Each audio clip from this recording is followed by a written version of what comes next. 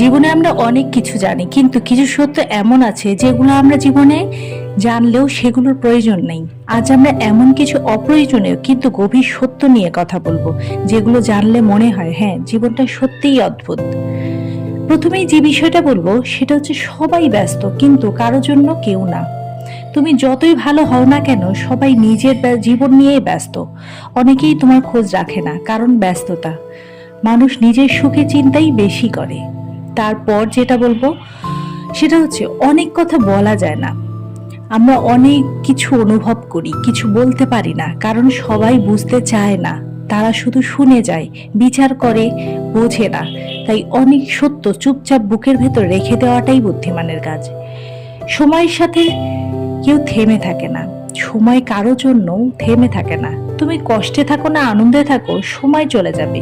দুনিয়াতে কেউ তোমার সময়ের জন্য কষ্টে থেমে থাকবে না। বাস্তবতা হলো, সময় কাউকে অপেক্ষা করে না। যাকে বেশি ভালোবাসো সেই কষ্ট দেয়। যাকে তুমি সবচেয়ে বেশি ভালোবাসো তার কাছ থেকেই সবচেয়ে বেশি কষ্ট পাও, কারণ তুমি তার কাছে সবচেয়ে বেশি প্রত্যাশা করো। ভালো মানুষ হও মানে সবাই তোমাকে ব্যবহার করবে।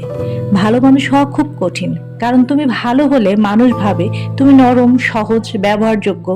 বাস্তবতা হলো, পৃথিবীটা শক্ত লোকদের বেশি শ্রদ্ধা করে।